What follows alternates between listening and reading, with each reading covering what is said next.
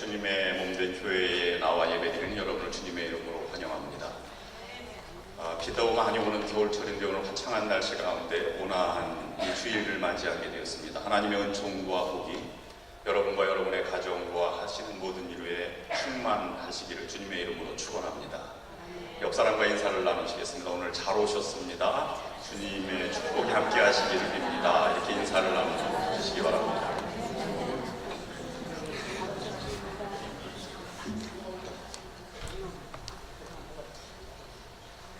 네, 제가 다른 교회를 많이 이제 방문을 해 보는데요. 다른 교회와 우리 교회의 가장 큰 특징이 있다면, 물론 연령대가 높은 것 말고, 우리 교인들이 굉장히 절제가 있고, 또 예의 바르고, 또 온화하고 친사적이고 그렇습니다. 역사가 오래돼서 그런 것도 있겠지만 우리의 교회 문화가 그렇게 정착이 된 것 같습니다. 맹자가 이르기를 인간으로서 살아가야 할 꼭 갖추어야 할 5가지 덕목을 말씀했는데요. 인의 예지 신을 말했습니다. 인은 측은지심입니다. 어린아이가 우물에 빠진 것을 보고 야, 안 됐다 이런 마음이 드는 것은 사람의 마음에 측은지심이 들었다. 사랑이라고 하는 것이죠. 그 다음에 의로움이라고 하는 것은 수호지심인데 어떤 것이 잘못되었는지, 내가 무엇을 잘못됐는지를 부끄러워하는 것입니다. 그러니까 옳은 일을 추구하게 된다. 세 번째는 예인데요. 이것은 사양지심입니다. 양보하는 것, 양보한다고 하는 것에서 예의 발음이 나온다고 하는 것입니다. 네 번째는 지인데요. 시비지심입니다. 옳고 그름을 알기 때문에 사리 판단이 분명하다. 마지막 5번째는 신이라고 하는 것인데 이것은 믿는 것을 말하는 것입니다. 믿는다고 하는 것은 거짓을 말하지 않고 사실을 이렇게 폭로하지 않고 그것을 감싸고 진실되게 맞아들이는 것을 신이라 이렇게 표현했습니다. 우리의 속담에 말은 나면 제주도로 보내고 사람이 나면 서울로 보낸다는 말이 있습니다. 그래서 서울에서 보다 많은 기회 또는 교육의 환경 문화를 접하서 큰 일을 도모하라고 나온 말일 것입니다. 여러분들이 잘 아시다시피 저는 시골 출신입니다. 시골에 정서가 많이 들어 있습니다. 서울에서 자라고 나신 분들과는 좀 다른 분위기가 좀 있는 것은 사실입니다. 남다른 정보와 기술도 가지고 있습니다. 예를 들자면 어부만큼은 아니지만 해산물을 많이 알고 있다든지, 아니면 나무 이름이나 풀 이름을 보다 많이 알고 그것의 쓰임새와 그 좋고 나쁨과 곡식의 이름들을 안다든지, 이런 것들은 시골 정서가 많이 묻어 있는 것입니다. 그것 때문에 실질적인 도움이 되는 것도 사실입니다. 그것도 목사님 좋은 경험과 문화, 독특한 문화 장점 아니겠습니까? 이렇게 말한 우리 교회 자매님도 계십니다만, 그런 한편으로는 서울 문화를 경험해 보지 못한 이런 아쉬움, 그런 것도 묻어 있는 것도 사실입니다. 그래서 저는 이렇게 생각을 해보았어요. 제가 서울에서 태어났더라면 어땠을까? 돌이킬 수도 없고 돌아갈 수도 없지만 그만큼 시골 정서가 좀 열등감으로 다가올 때도 가끔 있다고 하는 것입니다. 도시에서 자란 사람은 무언가 다른 것이 있습니다. 저희 시골의 부모님, 서울에 사는 부모님의 자녀들, 저로서는 사촌 누님들이 방학 되면 보곤 했는데, 시골 아이들과 다르게 곱게 단장하고 그가 말하는 말씨라든가 옷을 입는 맵시라든가 쓰는 글씨라든가 이런 것들은 남달라서 가까이 접근하기도 어려웠던 시절도 있었습니다. 우리는 그런 왜 다른가, 도시문화가 왜 다른가라고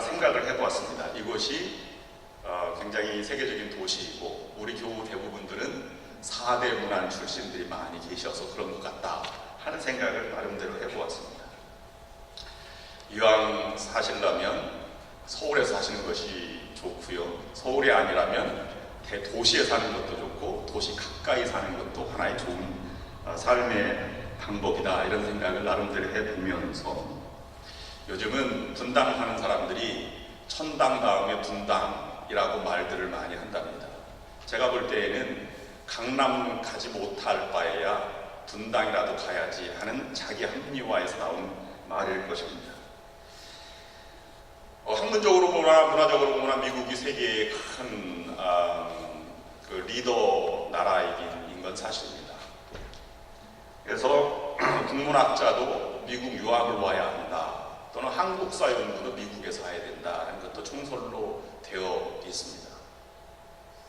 그만큼 자유가 많이 있기 때문에 그런 것이고요. 실제로 미국에 유학하는 학생들의 숫자를 보면 중국, 인도 세 번째가 한국 학생들입니다. 인구 비례로 따지면 엄청난 숫자이죠. 한국에 있는 교원들, 박사학위 소지자들이 그 40%가 외국에서 박사학위를 받은 사람들인데 그 중에서 70%가 미국에서 학위를 받은 사람들이라고 하는 것을 보아도 그것이 증명됩니다. 도시에서 태어난 분들은 축복인 줄로 믿으시기를 바랍니다. 서울에서 태어나신 분은 더 복된 사람인 줄로 믿으시기를 바랍니다. 그리고 미국에 사시는 분들은 더 큰 문화적 혜택을 누리는 복된 사람임에 분명합니다. 자긍심과 그 문화를 누리시고 펼쳐나가시기를 바랍니다. 복음을 전한 사람들 중에서도 도시 출신인 사도 바울과 또는 예루살렘 출신인 마태 이런 사람들이 많이 이 복음을 증거하는 그런 사도 역할을 해왔습니다. 그렇지 못한 분들이 저와 같이 시골 출신들이 있다면 여러분 용서해 주시고 상처받지 마시고 오늘 본문을 통해서 큰 위로를 받으시기를 바랍니다. 오늘 본문은 회개하고 복음을 믿으라 하는 말씀에 4명의 제자들을 선택한 것인데 갈릴리 어부 출신들 4명이 선택받은 것입니다. 하나님은 약자를 들어서 강한 자를 부끄럽게 하시고 출신 성분보다는 무슨 일을 하며 어떻게 살아가는가를 더 중요하게 보신다고 하는 것입니다. 그리스도인들이 살아가야 할 5가지 덕목이 아닌 오늘 본문은 2가지 분명한 덕목을 우리에게 말씀해 주고 있습니다. 때가 찼고 하나님의 나라가 가까웠으니 회개하고 복음을 믿으라. 전반부는 그 상황을 얘기하는 것이고 후반부는 덕목을 얘기하는 것입니다. 그 덕목은 회개와 복음을 받아들이는 것입니다. 오늘 우리는 이 본문을 통해서 3가지를 묵상해 보고자 하는데요. 첫 번째로는 요한이 잡힌 후에 라는 표현이 있고, 두 번째는 하나님 나라가 가까웠으니 라는 말이 있고, 세 번째는 하나님 나라의 백성들이 반응할 2가지 반응, 덕목, 회개와 하나님 나라 복음을 맞아들이는 것, 이렇게 우리에게 기록하고 있습니다. 14절 말씀 보시면 요한이 잡힌 후 예수께서 갈릴리 오셔서 하나님의 복음을 전파하여 이렇게 말씀하고 있습니다. 잡힌 후라는 것입니다. 이 단어의 중요성이 여기에 있습니다. 왜 세례 요한이 잡혀서 목이 잘려 죽는 그 순간까지 세례를 받으시고 바로 나서지 않고 왜 기다리셨을까 하는 것이 지금 출발 현상에 있는 이 표현의 모습입니다. 그 요한의 말에 의해서 우리가 더듬어 볼 수 있는데요. 요한은 그는 흥하여야 하겠고 나는 쇠하여야 한다. 이렇게 표현하는 것에서 우리가 살펴볼 수 있습니다. 예수님은 요한이 잡히고 퇴장할 때까지 기다렸다는 것입니다. 그런 것을 보면 시험을 받으 40일 동안 시험을 받으시고 또 세례를 받으시고 준비해 나간 과정입니다. 요한이 잡힌 것을 보고 예수님은 야, 이렇게 무고한 사람이 죽어갈 수 있는가라고 분개하지 않았습니다. 또 요한이 잡힐 때에 세례 요한은 그 당시에 유대인들이 야, 이 사람이 메시아일까? 라고 생각할 만큼 유명 인사였고 그에게 세례받는 사람은 엄청 많았습니다. 요단강가에서 이루어진 일이지. 근데 예수님은 이 요한의 구금 사건을 통해서 이제는 이 메시아의 때, 내가 인자의 때가 왔다고 본 것입니다. 역사를 순간순간 세세한 것, 사소한 것을 붙잡고 나가는 것이 아니라 하나님의 큰 줄기를 바라보고 있는 예수님의 모습을 우리가 생각해 볼 수 있습니다. 사소한 것에 얽매이다 보면 큰 줄기를 잃어버릴 때가 있습니다. 세례 요한의 때는 여기까지이다. 이제는 하나님의 나라 도래를 준비할 때가 되었다라고 말하는 것입니다. 그래서 예수님은 하나님 나라가 가까웠다 이렇게 표현하고 있는 것입니다. 이건 선포입니다. 근데 선포의 장소가 중요합니다. 세례 요한이 다 그 명성을 가지고 돌아가서 죽었을 때 내가 그가 예언한 메시아다라고 말하지 않고 그는 세례 요한의 활동 무대였던 또 예루살렘에서 유대인들이 추앙하던 그런 물결을 다 뒤로 하고 낯설고 낯선 갈릴리 지역에서 하나님 나라 도래를 선포했다는 사실입니다. 그리고 네 사람의 제자를 선택하여 공생애를 시작하였다고 하는 것입니다. 이 갈릴리 지역은 이방의 갈릴리라고 불리울 정도로 아주 낯선 곳이지 인정받지 못하는 것입니다. 소외된 지역입니다. 이사야서 9장을 보면 갈릴리를 흑암과 사망의 그늘진 땅에 거하던 자라고 표현한 것만 보아도 그렇습니다. 예수님은 소외받고 인정받지 못하고 어둠과 죽음의 그늘 아래 신음하고 고통받던 지역에서 첫 사역을 그들과 함께 시작한 것입니다. 웅크리고 있던 자들에게 먼저 찾아가셨고 전혀 소망 품기 어려운 사람들에게 먼저 다가가셔서 하나님 나라가 도래했다 선포하는 것입니다. 가장 암울하고 고통받는 그들과 하나님 나라가 함께 시작되었다는 출발 현상을 우리는 살펴보고 있는 것입니다. 예수님의 선포는 두 번째 묵상한 것은 하나님 나라가 가까웠으니 하나님 나라 도래의 선포였습니다. 때가 찼다는 말은 이런 것은 the time has come, 이미 완료되었다. 오는 것이 기다려진 것이 지금 완료가 되었다 표현한 것입니다. 구약에서 그동안 예언했던 말씀들이 이제야 성취될 때가 되었다고 선언하는 것입니다. 성경의 첫 번째 책인 창세기의 시작을 보면 이렇게 말하고 있습니다. 태초에 하나님이 천지를 창조하십니다. 복음서, 성경 중에서 가장 먼저, 신약 성경 복음서 중에 가장 먼저 쓰여진 마가복음의 첫 출발은 이렇게 하고 있습니다. 하나님의 아들 예수 그리스도의 복음의 시작이다. 복음의 시작을 우리에게 선언하고 있는 것입니다. 무에서 유를 창조한 하나님의 능력도 놀랍고 대단한 것입니다. 그만큼 가치가 있는 것이 새 시대의 도래, 복음의 시작이라고 마가복음 우리에게 말씀해주고 있는 것입니다. 로마 시대 때 이 표현은 로마 시대 때 황제가 등극할 때 사람들은 이렇게 외쳤다고 합니다. 복음이다. It's a good news. 왜냐하면 새로운 황제가 나와서 새 시대를 도래할 것을 소망하기 때문에 그렇게 외쳤다고 합니다. 로마 시대에도 그렇고 지금도 그렇고 새로운 시대가 도래했다가 새로운 나라가 시작되는 것은 아닙니다. 역시 죄와 죽음의 문제를 극복하지 못하고 사람의 역사는 그렇게 흘러오는 것입니다. 그런데 인간의 아들이 아닌 하나님의 아들 오신 예수님은 새 시대가 도래했다고 이 마가복음은 우리에게 전해주고 있는 것입니다. 드디어 복음의 세계, 하늘나라의 시작, 천국의 삶이 문을 여시게 되는 것이라고 말씀하고 있는 것입니다. 헬라어로 하나님의 나라라고 하는 것은 이 나라라고 하는 표현은 바실레이아라고 하는데 이것은 영역을 나타내는 것이 아니라 영토가 아니라 통치를 나타내는 것입니다. 과거의 통치 시대가 지났다는 것을 우리에게 표현해주고 있는 것이죠. 과거는 무엇입니까? 암울했던 시대입니다. 세상에 폭력과 살인, 미움, 시기, 질투가 지배하는 시대였다면 복음은 정말 다른 것입니다. 불안하고 쉼이 없던 요구하는 마음과 정죄하는 마음이 있었다면 운명적이고 자기중심적인 삶이 과거의 시대였다면 그래서 남편을 돕는 대필이 아니라 내가 원하는 바라는 대필로 바라보았다면 이제는 하나님이 오셔서 새로운 시대는 전혀 다른, 예수님은 다른 시대를 우리에게 가져오셨다는 것입니다.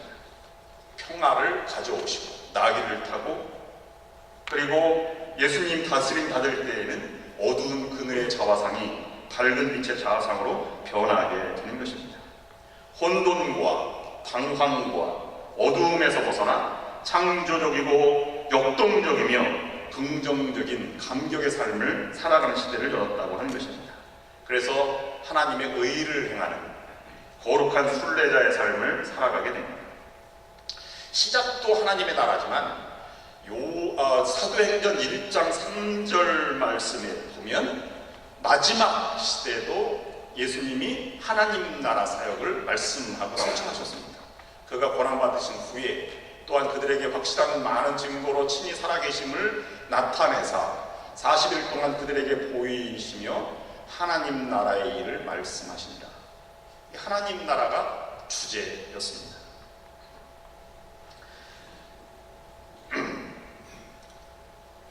이 말을 하지 않고 하나님의 임재를 경험하며, 그리고 그 경험을 관상으로 기도로 출발하여 정적인 무의 경지에 이르기를 힘쓰며 하나님과 일체 합의를 꿈꾸었던 중세시대에 신학자가 있었습니다. 관상기도를 가르친 독일의 로마 카톨릭 신비사상가 요한네스 에크하르트입니다. 마이스트 에크하르트라고 통칭되기도 합니다. 하나님이, 하나님의 나라가 가까이 왔다는 그의 짧은 글에서 우리는 이것을 살펴볼 수 있습니다. 모든 곳에 계신 하나님이라는 곳에서 지혜자가 말하는 것을 언급합니다. 지혜자는 말하기를 하나님은 만물 위에 그 그물을 펴셨기 때문에 만물 중 모든 것 속에서도 발견되시며 이러한 사실을 증명하기를 원하는 모든 사람들에 의해서도 알려진다 라고 지혜자의 말을 언급합니다. 또한 영적 스승의 말을 언급하면서 하나님을 정확하게 이해하는 것은 만물 속에 계신 그를 깨닫는 것이다. 두려움과 더불어 하나님을 섬기는 것은 좋은 일이며 사랑으로 그를 섬기는 것은 더욱 좋은 일이다. 그러나 두려움 가운데 하나님을 사랑하는 일은 무엇보다 좋은 일이다를 언급하면서 본인의 묵상을 나타냅니다. 마찬가지로 하나님 안에서 쉼을 갖는 평화로운 삶은 좋은 것이며 인내심을 갖고 고난의 삶을 견디는 것은 더욱 좋은 일이다. 하지만 고난 속에서 평화를 얻는 것은 무엇보다도 좋은 일입니다. 들길을 따라 걸으면서 기도하는 것보다 교회에 앉아 있는 것이 하나님을 발견하는 데 더 나을 때가 있다. 그러나 그것이 더욱 평화로우니까. 하지만 이것은 인간의 불완전함 때문이지 하나님이 들판보다 교회를 더 좋아하시기 때문은 아닙니다. 하나님은 모든 사물과 모든 장소에 똑같은 정도로 가까이 계십니다. 그리고 그것들이 그분 안에 있는 한 자신을 똑같은 정도로 주실 준비가 되어 있으십니다. 따라서 하나님을 가장 잘 아는 사람은 모든 곳에서 똑같이 그분을 알아보는 사람입니다. 놀라운 통찰력입니다. 그래서 우리는 외출 중 우리가 어떤 상태인지를 말하고 있습니다. 하나님은 항상 준비되어 있지만 우리는 그렇지 못합니다. 하나님은 우리와 가까이 계시지만 우리는 그분으로부터 멀리 떨어져 있습니다. 하나님은 우리 안에 계시지만 우리는 하나님 바깥에 있습니다. 하나님은 집에 계시지만 우리는 외출 중입니다. 이것이 하나님 나라에 관한 진리입니다. 하나님의 통치권이 구체적으로 임하였음을 선언하면서 그와 같은 삶을 살아가라고 우리를 초청하고 계신 것입니다. 그래서 여기 오늘 말씀에 보면 우리에게 두 가지 반응을 반드시 나타내라고 초청하고 있는 것입니다. 어떤 문제에 대한 반응이 그 사람의 인생을 만들어 갑니다. 세뮤얼 헌팅턴은 그가 쓴 Culture Matters, 문화가 중요하다는 책에서 어떤 문제에 직면할 때 사람은 어떻게 그 문제를 보느냐에 따라서 달라진다고 말합니다. 하나는 내가 무엇을 잘못했지 하는 표현 반응이고, 다른 하나는 누가 우리를 이렇게 만들었지 라는 반응이라는 것입니다. 내가 무엇을 잘못했지에는 그러면 어떻게 해야지 라는 미래 대안이 나와서 발전지향적인데, 누가 우리를 이렇게 만들었지 라고 말한다면 다른 사람을 음모, 다른 사람을 탓하기에 뒤로 퇴보한다는 그런 이야기를 하였습니다. 대표적인 예를 들었는데요, 일본과 독일이 2차 대전에 잘못을 시정하고 앞으로 나아갔기 때문에 그런 강대국이 되었다고 말을 하고, 라틴 아메리카는 누가 우리를 이렇게 만들었지? 제국주의적인 피폐를 탓했기 때문에 뒤로 후퇴하였다라고 언급하기도 하였습니다.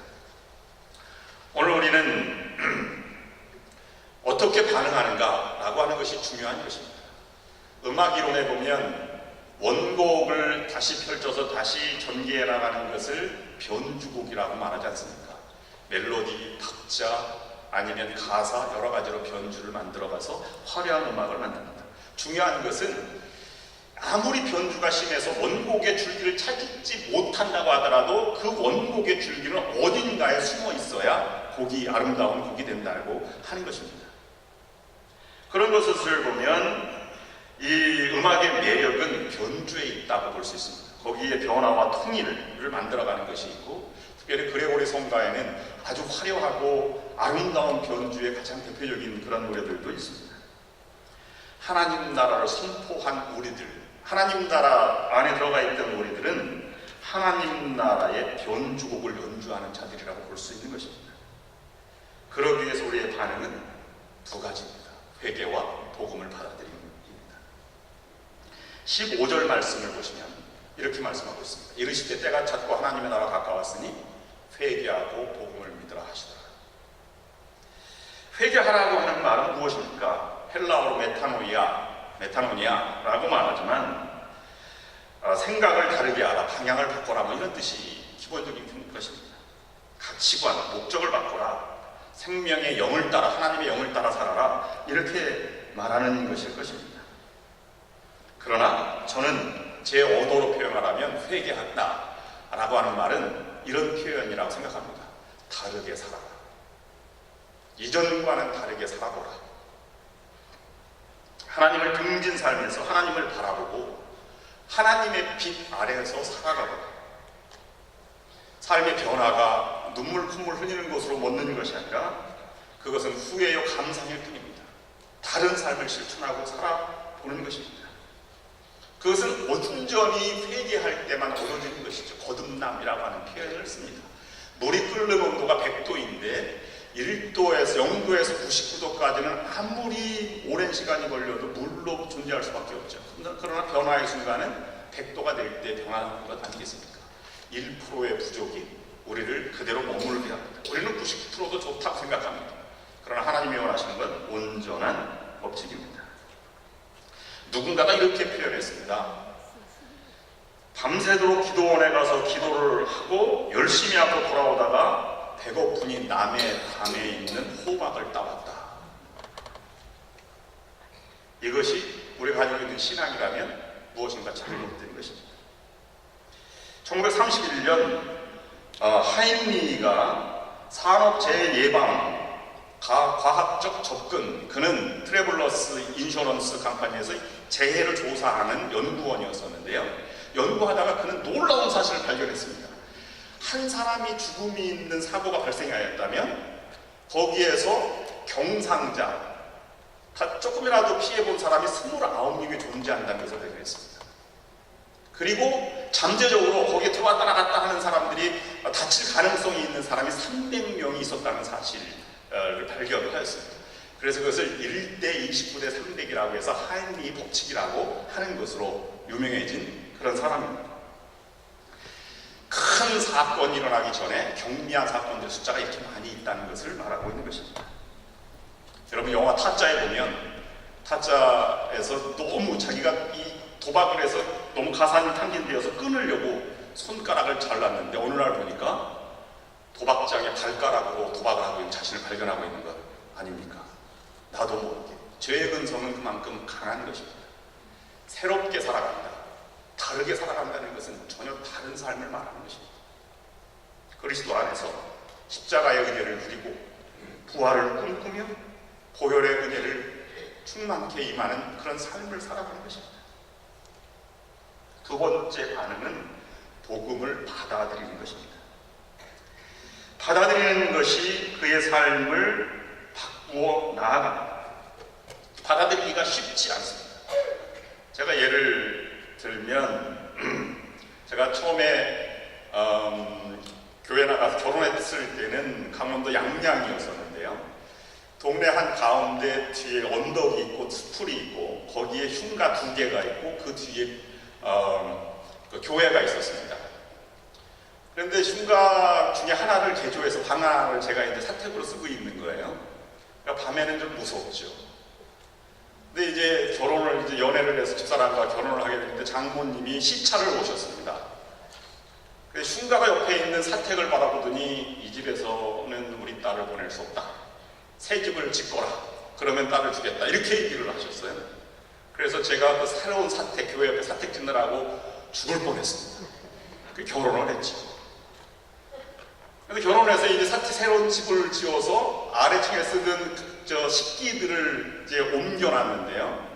우리 집 사람이 이제 이사 오기 전에 제가 옮겨놓은 것입니다. 근데 우리 집 사람이 오더니 옛날 식기를 버리지 않으면 난 안 살겠다. 뭐 그 중에 뭐 몇 개는 새겨기가 있었지만 지금 돌아보면 찌그러진 냄비, 상처난 그릇들 뿐일 것입니다. 새로운 신혼살림의 가구들이 얼마나 예쁘고 아름답습니까? 그걸 버리지 못하면 새로운 시대를 못 시작하는 것이죠. 새로운 신혼살림, 새로운 삶을 결혼을 했으면 처녀 총각대의 삶을 버리고 과감히 새로운 삶을 받아들이는 것이 중요한 것입니다. 복음은 새로운 시대를 받아들이는 것입니다. 새로운 삶의 가치의 중심을 향해서 나아가는 것입니다. 그것은 예수 그리스도가 살아가는 삶을 살아가는 것입니다. 그 새로운 삶을 살아가는 것이 얼마나 기쁘고 평안하겠습니까? 저는 복음을 받아들이는 삶의 가장 큰 특징은 가슴 떨리는 삶이라고 생각합니다. 얼마나 놀라운 본질을 향해서 가는 가식의 세계를 넘어서서 뜨거운 가슴으로 설렘의 하루하루를 시작하고 복된 삶을 살아가는 것, 그것이 예수님과 동행하는 삶이 아니겠습니까? 저는 신학교 들어가면 모든 것이 다 공짜인 줄 알았어요. 등록금 공짜고 먹는 거 공짜인 줄 알았어요. 왜냐면 내 인생을 바쳤거든요. 근데 들어가서 등록금 걱정이 제일 먼저였고 배고파서 못 견디는 것이 2번째였습니다. 그러나 그런 것도 극복해야 복음의 사람이 된다고 하는 것도 그때 느꼈습니다. 생각해보면 새로운 시대를 새로운 것을 받아들이는 것, 복음을 받아들이는 것은 무엇부터 하냐면 인정함부터 시작하는 것입니다. 어지러운 세계, 고난의 현실, 내 처지도 인정하고 다른 사람도 인정하면서부터 비롯된 것입니다. 왜 그렇습니까? 예수님은 나와 같은 사람을 인정해 주셨습니다. 갈릴리 지나가시다가 베드로와 안드레, 세베대 아들들을 부르시는 그 과정 가운데 그들이 아무것도 아닌 존재였는데 나를 따라오라. 내가 사람을 낳는 어부가 되게 하겠다. 이렇게 인정해 준 것부터가 놀라운 것이 아니겠습니까? 여러분, 인정할 때 사람은 달라지는 것입니다. 그게 새로운 세계, 가슴 떨리는 세계 순간을 경험하게 되는 것입니다. 여러분, 어린아이 잘 키워보셨지요? 어린아이가 학교에서 그림을 그려왔습니다. 그림 그린 것이 그렇게 썩 잘 그렸겠습니까? 그럼 우리는 뭐라고 얘기합니까? 이야, 정말 잘 그렸다. 그리고 그 그림을 어디다 붙여놓죠? 냉장고에다 딱 붙여놓지 않습니까? 적어도 한 달은 거기 지켜놓고 있어야 합니다. 그러면 아이가 점점 자라서 인정함부터 시작해서 점점 잘 되게 되는 것 아니겠습니까? 요한복음에 보면 나다나엘을 부르는 과정이 이렇게 표현되고 있습니다. 나다나엘이 대답하되 라삐여, 당신은 하나님의 아들이시여 당신은 이스라엘의 임금이로소이다. 예수께서 대답하여 이르시되 내가 너를 무화과 나무 아래에서 보았다 함으로 믿느냐? 이보다 더 큰 일을 보리라. 또 이르시되 진실로 너희에게 이르노니 하늘이 열리고 하나님의 사자들이 인자 위에 오르락내리락 하는 것을 보리라 하시니라.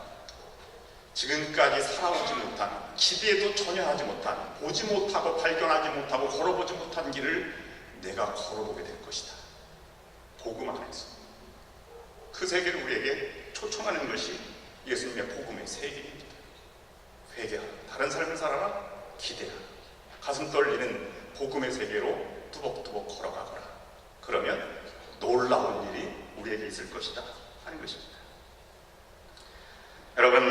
여러분이 날마다 회개하고 새로운 복음의 세계를 걸어가심으로 보지 못하고 느끼지 못하는 놀라운 가슴 떨리는 세계를 만들어 가시는 하나님 나라의 시민 모두 여러분 될 수 있기를 주님의 이름으로 축원합니다. 기도하겠습니다. 하나님, 복음의 삶을 살아가게 하여 주옵소서. 날마다 회개하며 다른 삶을 기쁘게 살아가게 하시고 주님을 따라 하나님의 나라의 삶을 실천하게 하여 주시옵소서. 예수 그리스도의 이름으로 기도드립니다.